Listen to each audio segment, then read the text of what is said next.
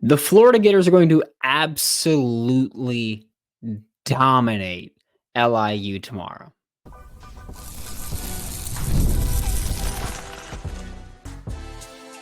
You are Locked On Gators, your daily podcast on the Florida Gators. Part of the Locked On Podcast Network, your team every day. Hello and welcome back to another episode of Locked On Gators, part of the Locked On Podcast Network, your team every day. Thanks for making Locked On Gators your first listen of the day every day. We are available daily and free wherever you listen to the podcast and on YouTube. Happy Friday. I'm Brandon Olsen. Florida Gators play football tomorrow. Can't wait for it. Today's episode of Locked On Gators is brought to you by Game Time. Download the Game Time app, create an account, use code Locked On College for $20 off your first purchase. Also, I do think that today we're going to finally have the announcement that I've been talking about, where I'm going to get into more Florida Gators written content that'll be available. I'll talk about it tomorrow when we go live. I'll tweet about it today probably, and then tomorrow after Florida destroys Long Island, we're going to go live like we do after every football game. And we're going to talk about the game. We're going to talk about everything going on. And I will say this, because I know that a lot of people have reached out to be like, oh, well, how are you covering Long Island? How are you going to go in depth on Long Island? And here's the thing. I'm not going to go that in depth on Long Island for a couple of reasons, right? One of them being that, frankly, I don't need to. And by I don't need to, I mean, I don't think Florida needs to. I don't think Florida needs to worry about it, because Long Island is one of the worst teams in the FCS. And for those of you who aren't super hardcore into college football and are just Florida Gators fans or Long Island fans, if you're a Long Island fan, I don't know how. I'll tell you that much. I don't know how.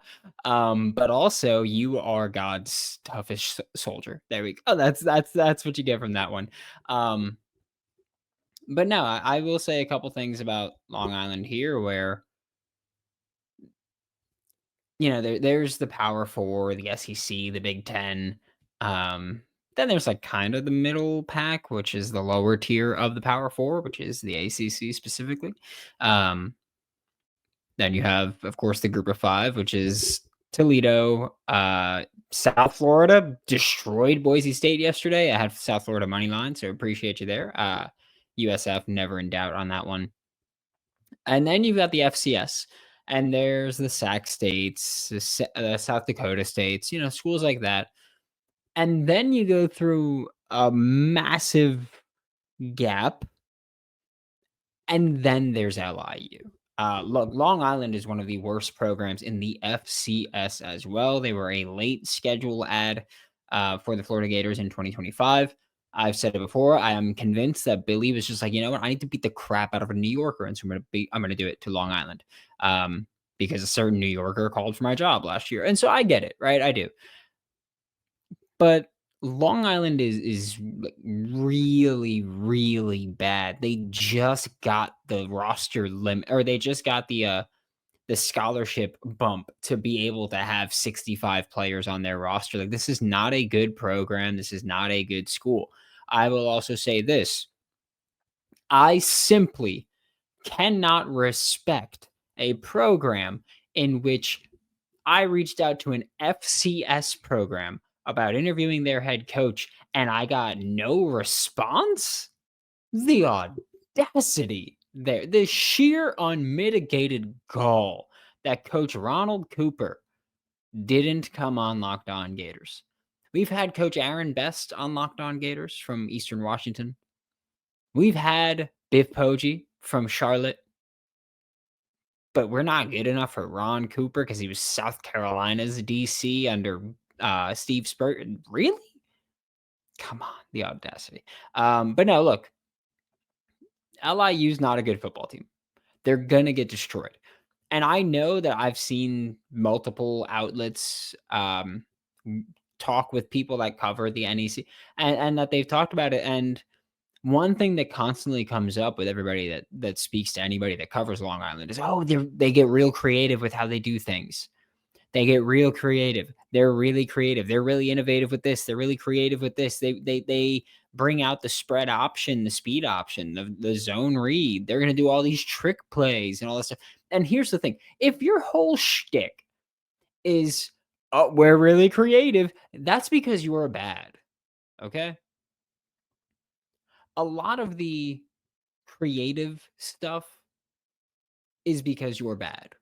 And I don't mean stereotypical, just like unique, right? Because Tennessee, South Florida, they're fairly unique with the Bryles spread and how they operate. Um, but no, Long Island, they just try things that I think the point is, let's hope we confuse them enough that we can pick up some yardage here because we're going to get destroyed.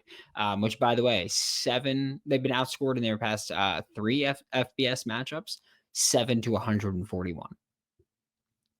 That's a margin of 45 points per game, 44.6, something like that. They're going to get destroyed. And yeah, their QB can scramble around and create plays with his legs. But there's a difference between doing that again. Because, I mean, look, we saw Samford's quarterback last year. I'm blanking on his name. I apologize. But we saw Samford's quarterback last year create some plays with his legs. We saw it happen. We've seen it happen before. We'll see it happen again. But I don't think that LIU has, I mean, I know they don't have the firepower to carry on. And this is the first time that I think I've ever been dismissive of an opponent. We talked about Eastern Washington and Samford, and I was like, hey, they can give you a game. I'm not even doing that for Long Island. I'm not going to pretend that I think Long Island has even a snowball's chance in hell. Okay? Snowball's a chance in Gainesville, we'll say, because it's not going to happen. Okay? But even if he scrambles around a little bit, make a couple plays with his legs, he's not going to do enough to make an actual impact. And it's also different to scramble around from other FCS opponents or some of the lower level Big 12 teams, like Baylor and TCU in recent years. Pretty much since TCU made the college football playoff, both those teams have been kind of unfortunately bad. I say unfortunate because I do like TCU and I do like Baylor. Big fan of Dave Aranda, big fan of Gary Patterson. He was at TCU for a long time. So just naturally, I do like those schools. But they've been on the downswing, right? And their athletes are not SEC athletes. Their athletes are not the University of Florida athletes. Even if you can scramble around and create a little bit, you're not going to be able to do much, and you're not going to be able to do it consistently. I talk all the time about sustaining offensive drives. Long Island's not going to be able to do that. If Long Island scores, it'll be a touchdown. I don't think more than that. And maybe this is me overlooking Long Island more than most people, and part of that could be because I hate Long Island. That could be part of it. Long Island sucks. If you've ever had to drive there from civilization and you've ever had to drive to Long Island, it sucks. Just want to throw that out there. Took me like 3 hours to get. I usually takes me an hour. It took me 3 hours to get there one day on like a Wednesday. It was ridiculous. So I will say that about Long Island. I hate them and traffic's part of it. But if I'm Florida, like I would just be aggressive as all hell. And I'll just speed everything up for them. Because we talk all the time about how with high school to college and college to the NFL and FCS to FBS and group of 5 to the SEC, we go, oh, like things are faster here. I mean, I talked about it with DJ Douglas. That's one of the reasons I wasn't high on DJ Douglas. It's one of the reasons that Michael Carraway Jr. is someone I'm skeptical of. It's one of the reasons that Kofi Asari is someone that I'm skeptical of. Because taking that jump is difficult. Whether you're going group of 5 to the SEC, FCS to FBS, taking that jump, there is a big athletic leap. And we go, oh, yeah, speeding the game up. The windows are smaller. The reactions need to be quicker. You've got to be better. And I don't think Long Island can stand a chance there. I also will say this. I'd be aggressive as all hell. I would speed things up. I would make Long Island uncomfortable. But I think that it's more likely that Florida just goes, hey, we should be able to generate pressure by rushing 4. So let's rush 4. Let's hit home consistently. Let's sit 7 in coverage, and let's just make some plays on the ball, which isn't a bad approach. Honestly, that's probably the better approach. I would just be more disrespectful about it, and I'd be like, "Hey, we're gonna be really aggressive." But it's the better approach, if we're being honest, to just be more conservative there, because I do think that when you're the team with this significant talent advantage, you don't want to give up big plays. You don't want to give up chunk plays. So what do? You go, okay, we're going to just be conservative on the back end, and you're going to have to fight and you're going to have to sustain a drive against a significantly more talented team. Long Island's not going to be able to do that. Beat the crap out of them.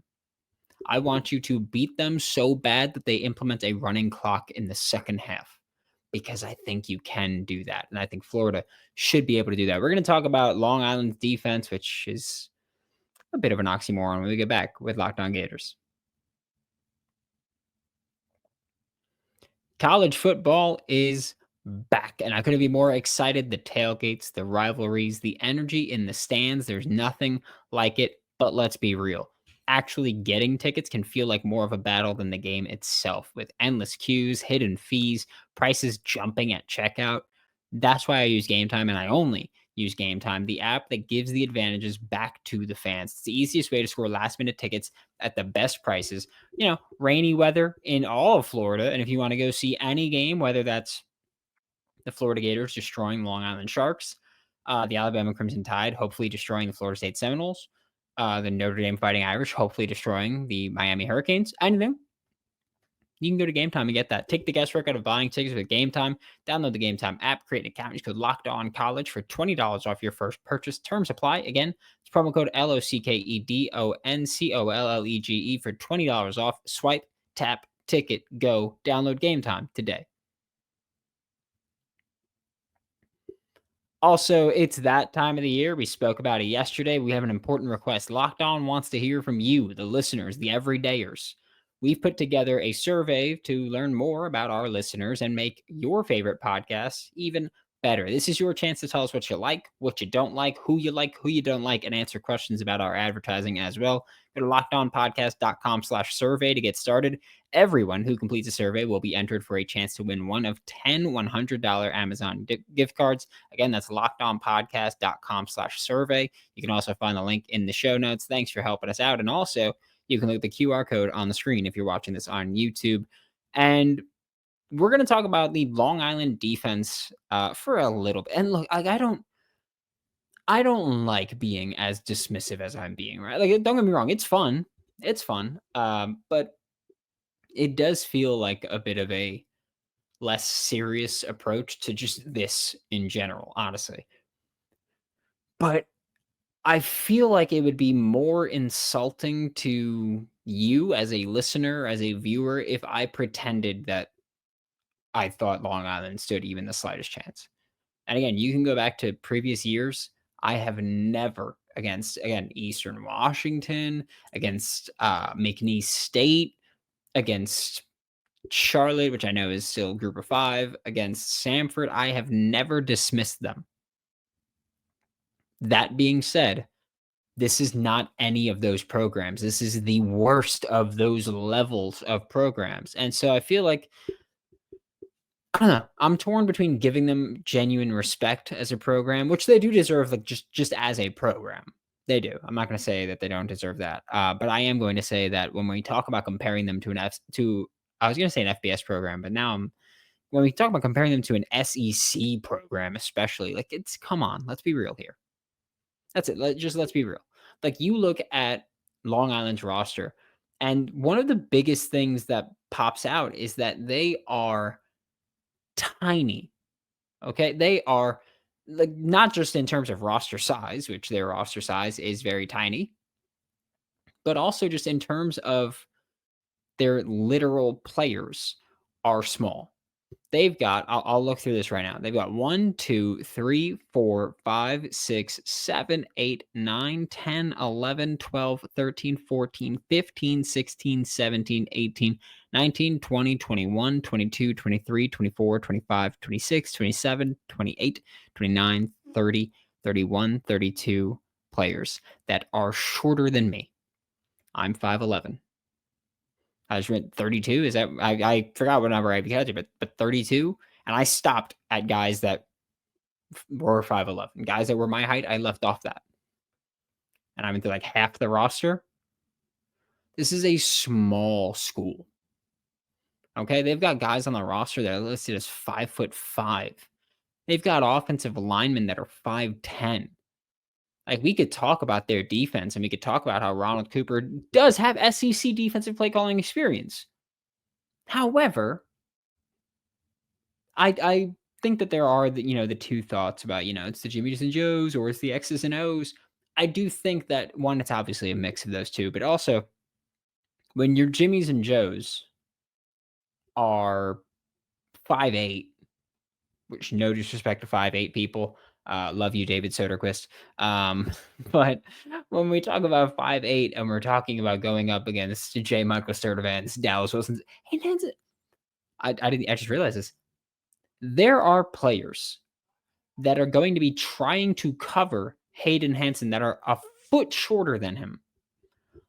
I don't care about what your X's and O's are when those are your Jimmys and Joes, okay? I just don't. They're tiny. I do think that they're going to probably come out and be two things. One, they're going to be as creative as they possibly can be defensively because, well, again, like talking about the offense, when your whole shtick is we're going to be really creative, we're going to throw a whole bunch of wild, wacky things at them, it's because you're not good enough, which, again, fair. Like I can talk about Long Island like this when we compare them to Florida. But I'm not going to be like, oh, yeah, the reason that you're gimmicky against teams in your conference are because you're sorry compared to them. Like, no, I'm not going to do that. But when we're comparing you to Florida, we're comparing you to a roster where this year's roster, I'll conservatively say 40% are going to at least get NFL shots. Yeah, I can't pretend that this is different, right? This is you're gonna try to be creative because you're gonna try to be nuts and try to force some mistakes. And look, Ron Cooper, he's probably gonna go, oh, okay, well, DJ Lagway hasn't been full go for a very long time. DJ Lagway doesn't have a ton of game experience at this point, a ton of college football game experience. Let's go out there and try to make him make some mistakes. Because that should be the plan. And so you should be really creative. But you should also be really aggressive because, like I said, when I was talking about Florida's defense against Long Island's offense, was for Florida, it makes a lot of sense to go, hey, we're the heavy favorite. We're the significantly better team. We're going to go ahead and be as conservative play calling wise as possible because our Jimmys and Joes should be able to just destroy you regardless of what the X's and O's say. And so when our Jimmys and Joes are out there and they could just be better without being creative, then we're going to do that. We're going to be vanilla. We're not going to show our hand. We're not going to show our cards. We're not going to do anything. We're just going to go out there and beat you. Long Island doesn't have that privilege, I'll say, because I do think it's a privilege to be the University of Florida. And I do think it's a privilege to face a Long Island team where, again, this is the first time, if you're a Florida Gators fan, it's the first time in a long while where you kind of don't have to. There's obviously still jitters for, the start of the season and you're excited, but it's not the same as when you're going into the season and you're like, oh yeah, like we got to go up against Utah and Miami. And it's not the same as going up against a Power 4 program when you're going up against a low-level FCS team. So that's what you're doing, right? So it's not the same there, of course. But I do think that from Long Island's side of things, like they're going to be as aggressive as they possibly can be to try to force some mistakes, try to make you speed it up. Again, when you are the significant, or when you're at the significant talent advantage, you can be conservative. On the flip side, when you're at the significant talent disadvantage, I'm going to throw zone blitzes at you like crazy. Every single play, I'm sending at least 5, and we're playing some variation of zone. And I say that because, when you're playing in zone, you got more opportunity to put your eyes on the quarterback, see when they're going to get rid of the ball, try to make a play on the ball. When you're blitzing, you're hopefully going to force some passes to come out quicker, more errant, maybe screw up the timing a little bit. You're going to try to do those things. Because I'll be honest, I don't think that Long Island's defense stands a chance of forcing punts without help from drops or bad throws. I don't think they're going to be forcing punts at all. I think they're going to be giving up touchdowns, and that's kind of it. Okay, so maybe even the third string comes in, they'll get stops, but even then, honestly, I wouldn't bank on it. But even that, like I know that this seems incredibly dismissive of Long Island, and maybe I am being dismissive of Long Island. I'm not going to pretend that I'm not being dismissive of them. But like I've said, I think it's justified dismissiveness, and I don't think that that means that this game has no value, because I do think this game has value. Okay, like I understand we could talk about how Florida's a 45.5 point spread, or Florida's a 45.5 point favorite in this game. We could talk about all that. Doesn't change the fact though that this game has value, and we're going to talk about that value when we get back with Locked On Gators. Hey, Locked On Gators fans, are you still paying full price for gas? Well, stop leaving money behind. Get real cash back every time you fill up with the free Upside app. Simply download the free Upside app in the App Store or Google Play right now and start earning cash at the pump today. Use our limited promo code football and get an extra 25 cents back per gallon on your first fill up, so you can make up to $300 a year from just buying the gas that you already needed. Simple as that. At first, I thought it was too good to be true, but totally legit. Real people are getting paid just to make their daily commutes at this point, and you can too. Plus, you can cash out anytime to your bank account, PayPal, or any gift card for Amazon and other brands. Don't let this offer drive on by. Download the free Upside app now using our limited time promo code football for a limited time 25 cent per gallon bonus. That's promo code football. Offers vary by user and location. Go to upside.com for terms and conditions. Thanks again for making Locked On Gators your first listen of the day. Every day we are available daily and free, whether it's the podcast and on YouTube. Again, we will be going live immediately after the game tomorrow against Long Island, which should be an absolute blowout. Going to be a good time. We will go live after every single game this season. And the rare time where I might not be able to go live, we will have. I'll just record right there because I don't know what the internet's going to be like. Guess it's time to. Not I don't know how to describe it. Moving, but like not really. Going to be splitting time between the U.S. and England. Fun time to break that one out, right? Going to be splitting time there. But yeah, I don't need to get into why, but that's the fun thing that's going to be happening for the next few months at least. So that's why during football season, when there's a game at 8 p.m. Eastern time, it's going to be kicking off for me at 1 a.m. Eastern time. But don't worry, 4 a.m. we're still going live, baby. I don't worry about that. But back to this game against Long Island, first game of the season. This game will not be the test of how good Florida is this year, right? Whether Florida beats them by 80 or Florida beats them by 10. I don't know. I try to think of a number that is horrible but not, world ending. This game won't be indicative of how good Florida is. We've seen it all the time where teams come out and they beat the crap out of the FCS opponent, and then they end up winning 6 games. What was it, Oklahoma, I think, or Arkansas? It might have been Arkansas the year they beat Florida. I think they won a game like 67-7 or something like that against an FCS opponent. It's tough.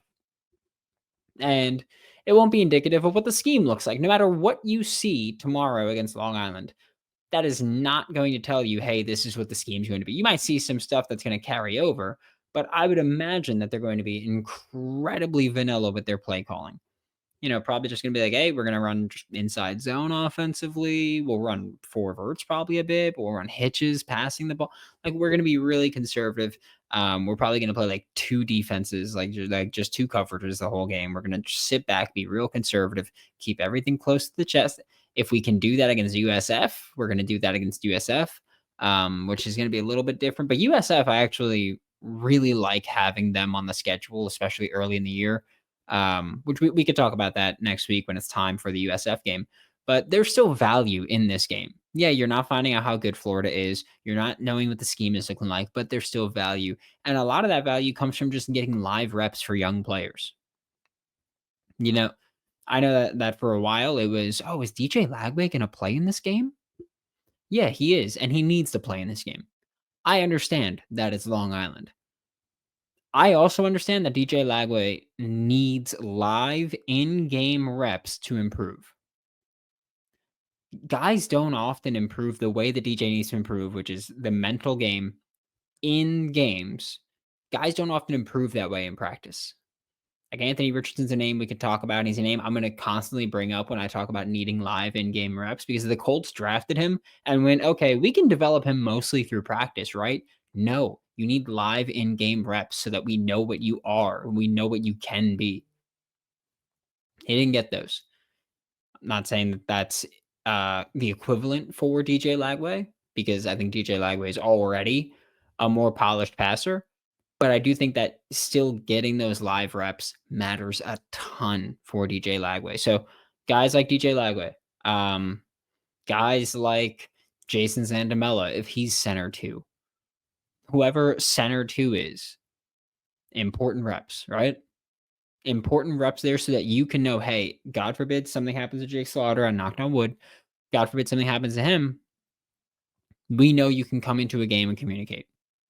We know you can come into a game and handle communication, handle calling out the protections, handle identifying the protections, handle all that mental game. Okay. We need to know that on the defensive side, you can recognize what's in front of you offensively and you can make the proper adjustment. Because there are a lot of times in practice where guys will see a certain set and they'll go, okay, I know what I'm going to see from this set. But that's because you see it every day and you face it every day. But when you're going in game against a team that you have never played before, a team that you will never play again, being able to go out there and communicate matters. So you're not going to find out who's the best pass rusher, who's best in coverage, who's the best receiver. You're not going to find out any of that in a game against Long Island. Honestly, you're not going to find that out in any game against anybody. That's something that needs a large sample size. But what you can find out is who needs work in some areas. Who bit too hard on play fakes multiple times and kind of needs to rein that in. Which maybe they were just being really aggressive because it's Long Island. Who needs to improve pre-snap communication? Who needs to improve communication and coverage? Who needs to learn these things? Like you could figure those things out. Who is capable of communicating in a loud stadium? Because while it's a Long Island game, yes, and so the fans not going to be rowdy and rambunctious, they're still going to be there and they're still going to be excited because it's still the first game of the season for the Florida Gators with all the hype around them. It still matters. Doesn't matter as much as, USF or anything, but it still matters for the first game of the season. Matters to me, matters to you. I'm assuming if you're watching this, I'm assuming that means that you're excited enough for this game against Long Island that you are watching this and devoting your time to this. Same way I'm devoting my time to this because I'm excited for it. I could say screw this and talk about recruiting, talk about USF destroying Boise State yesterday. I could talk about all that. No, we're talking about this Long Island game because the Florida Gators play football tomorrow. There's value in this game. It's just a different kind of value than you're used to. And that's fine. The Florida Gators are going to start 1-0. Your in-state rivals could both potentially start 0-1. If they both start 1-0, then you got some damn good games on the schedule later on down the line. It's going to be really fun there. But the Florida Gators play football tomorrow. That's the most important thing, right? And we're going to go live immediately after it. And again, I think today I'm going to announce what I've been trying to work on, trying to design here. But thanks for making Locked On Gators your first listen of the day every day. We are available daily and free wherever you listen to the podcast and on YouTube. We will be back tomorrow after Florida destroys Long Island. I can't wait for Locked On Gators. I'm Brandon Olsen. Don't forget to follow me on Twitter at WNS_Brandon. Find all my written work with New York Giants on SI, and I'll see you all next time.